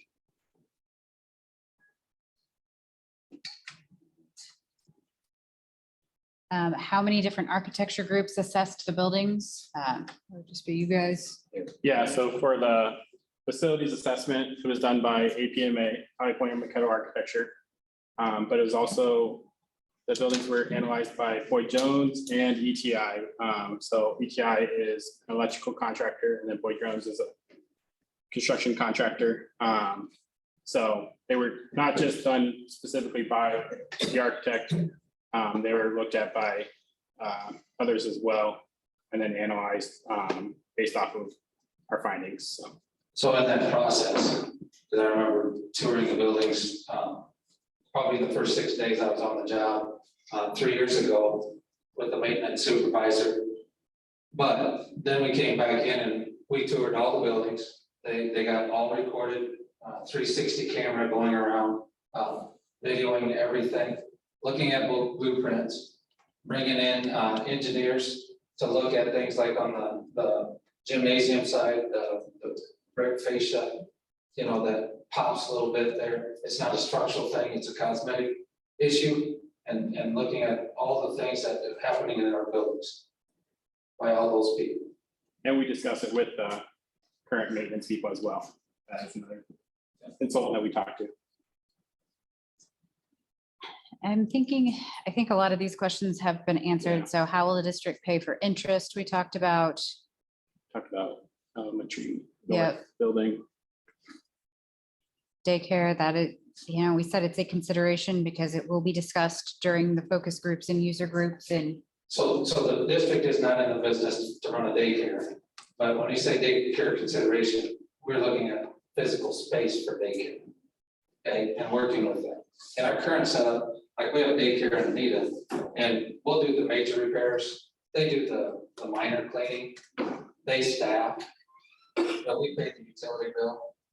We don't split that out with them. We just cover that cost as the district. So we cover cost, but that's not our primary business, and we're not gonna worry about having a director and enough staff and fluctuating staff.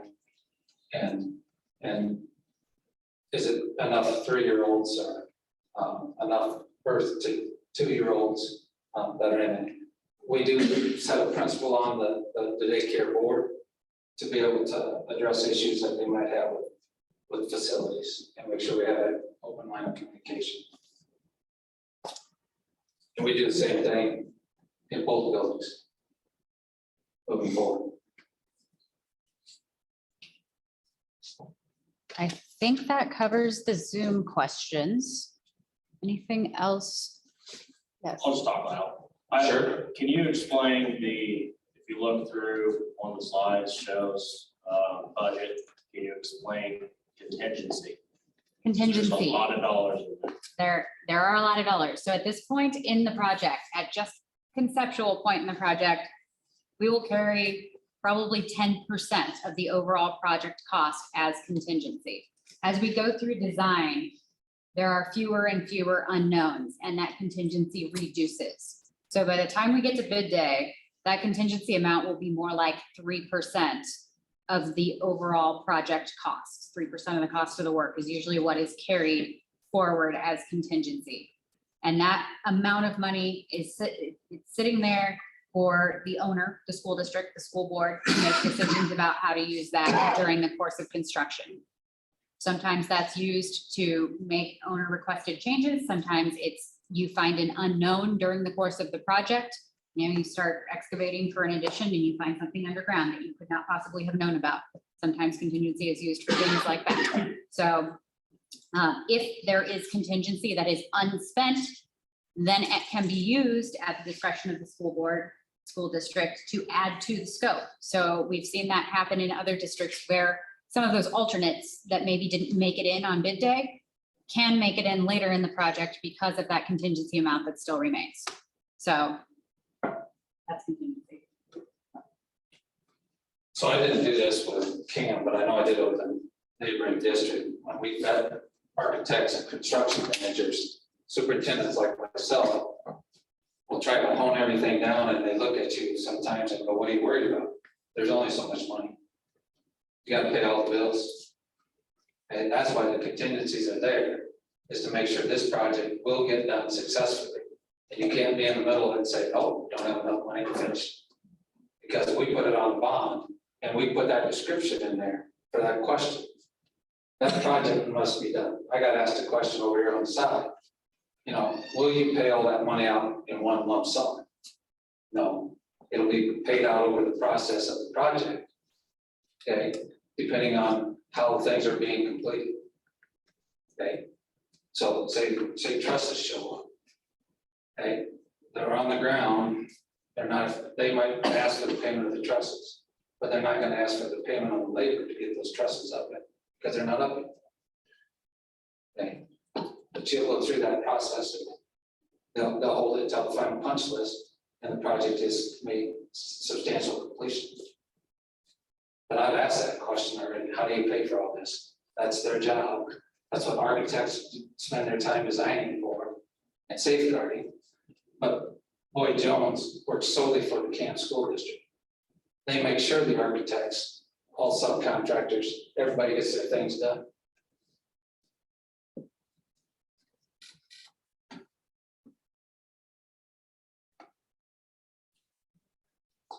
Anything else coming on Zoom? No, I think we're good.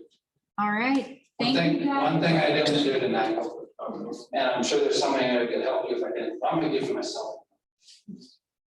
Okay, 712-249-6147.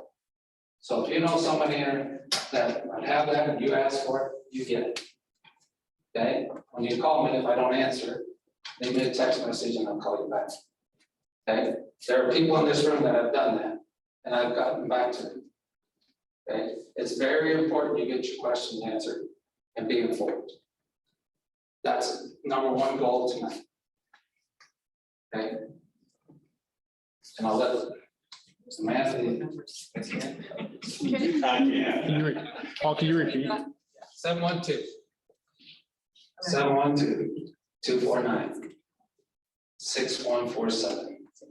And yes, I work on Sundays. Yeah, I just want to address the options just a little bit. I cringe every time I hear the options brought up. You you know, the options came as a part of community discussion. It's not board-driven options. There are several options there. I would assure you that I do not want to face Mr. Paul Cron, the superintendent, if the CTE, the educational part of the options, is not the first one selected. You know, and that's the focus, and that's where the priorities are. And, you know, hopefully we've got enough money, we can accomplish some other things that people are passionate about. A bathroom up at that baseball field. Surely. That is also one of the options. I know, I want that. Running from the White House? You know, that's how we got to where we're at, you know. There was somebody else that was just as passionate about a all-weather track, so that became an option. So I just want to cover that, because I cringe every time I hear the options and I can see people, a track or a gym, what are you thinking about? Well, it may not be a track or a gym, and it may not be a CTE building either if we get through bids, but like I said, I think that's where the focus will start at least.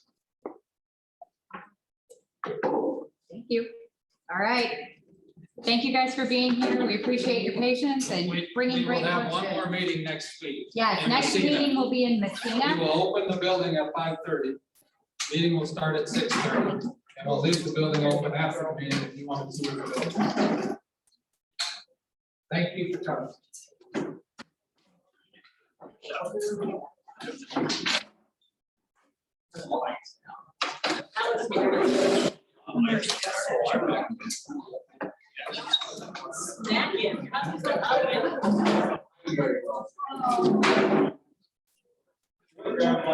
Good job.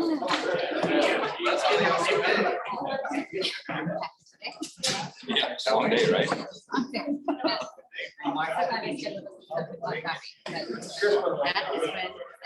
is when